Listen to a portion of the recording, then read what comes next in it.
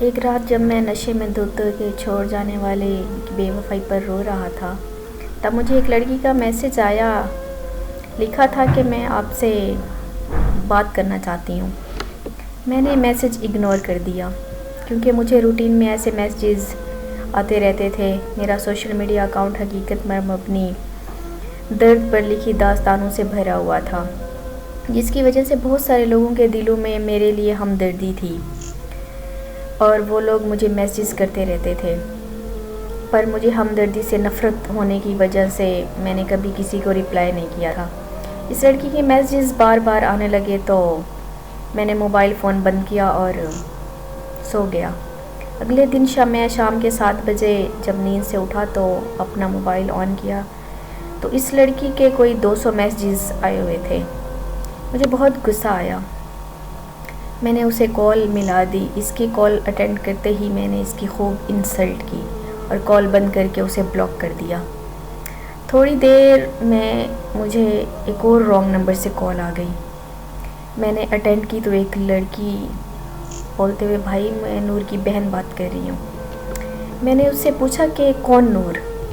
وہ کہنے لگی کہ وہی نور جس نے سوشل میڈیا پہ آپ کی سٹوری پڑھ کر پچھلے 7 دنوں سے کچھ کھایا نہیں ہے، وہی نور جو پچھلے 7 دنوں سے لگاتار روئے جا رہی ہے، وہی نور جو پچھلے 7 دنوں سے سوئی نہیں ہے، وہی نور جس کی کچھ دیر پہلے آپ نے انسلٹ کی ہے۔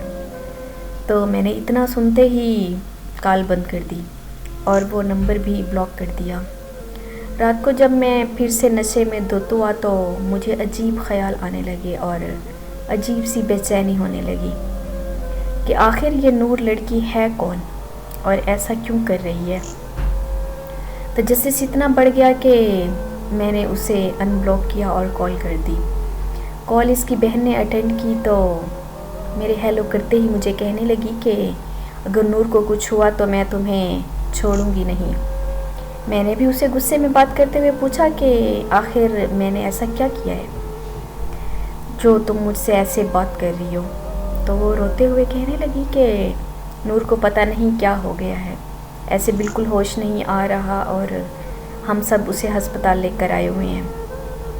میں نے جب ہسپتال کا ایڈریس پوچھا تو ہسپتال میرے گھر سے 6 گھنٹے کی ڈرائیو پر تھا۔ میں نے ایک دوست کو کال کی کہ ہمیں اسلام آباد جانا ہے۔ میرا دوست آ گیا اور ہم رات کو 2 بجے اسلام آباد کے لیے نکل پڑے۔ ہم صبح کے 8 بجے اسلام آباد کے ہسپتال پہنچ گئے۔ وہاں پہنچتے ہی میری ملاقات نور کی بہن سے ہوئی۔ اس نے بتایا کہ نور کو 104 پر بخار ہے اور اسے ابھی تک ہوش نہیں آ رہا۔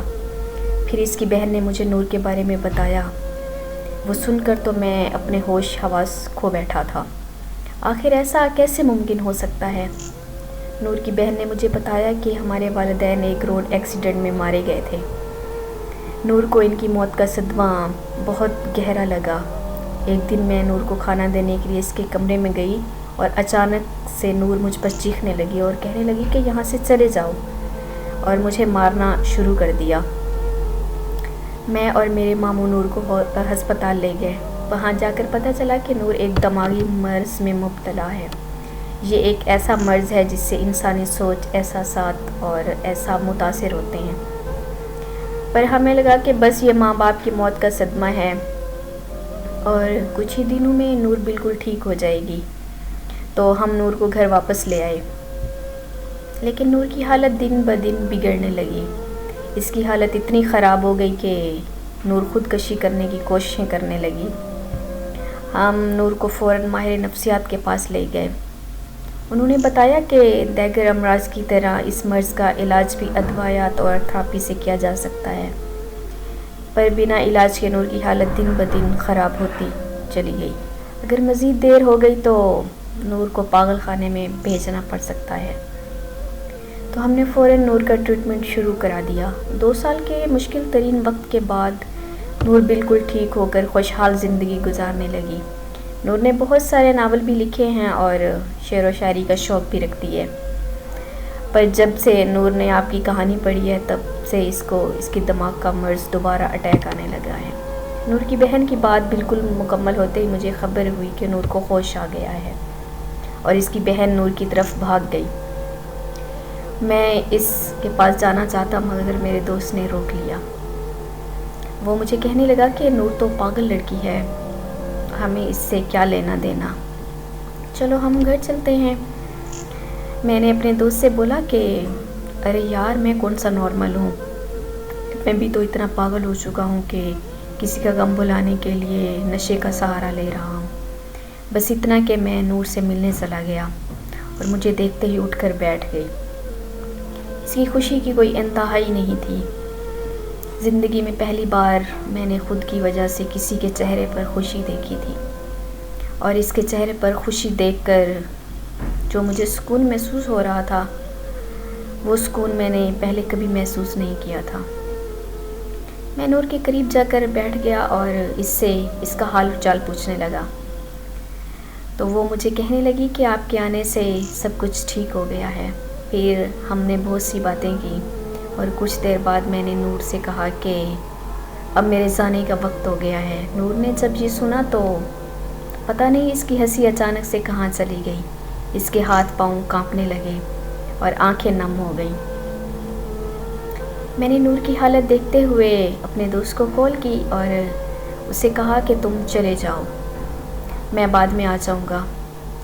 اتنا سنتے ہی نور کے چہرے پر مسکراہٹ پھر سے واپس آ گئی اور میں اور نور 2 دن تک ہسپتال رہے۔ وہ 2 دن میری زندگی کے سب سے خوبصورت دن تھے۔ ہم نے ایک ساتھ جینے مرنے کی قسمیں بھی کھائی تھیں۔ 2 دن بعد نور کو ہسپتال سے چھٹی مل گئی اور ہم دونوں اپنے اپنے گھر چلے گئے۔ پھر ہماری فون پر دن رات باتیں ہونے لگیں اور ایسے ہی 1 سال گزر گیا۔ وہ ذہنی طور پر بالکل ٹھیک ہو چکی تھی اور میں بھی نشہ مکمل طور پر چھوڑ چکا تھا، یہاں تک کہ ہماری شادی کے لیے ہماری فیملیز بھی رضامند ہو چکی تھیں۔ زندگی میں سب اچھا چل رہا تھا کہ اچانک ایک خبر نے میری دنیا ہلا کر رکھ دی۔ مجھے پتہ چلا کہ نور کی بہن موت ہو گئی ہے۔ یہ خبر ملتے ہی میں نور کے گھر پہنچ گیا۔ وہاں پہنچ کر پتہ چلا کہ نور کی بہن نے پیار میں دھوکہ کھانے کے بعد خودکشی کر لی ہے اور نور کو پھر سے وہی دماغی مرض کا اٹیک آیا۔ نور کو پھر سے ہسپتال میں ایڈمٹ کروا دیا گیا۔ وہاں نور کی دماغ کی شریان پھٹنے سے نور کو برین ہیمریج ہو گیا اور 6 دن بعد نور کی موت ہو گئی۔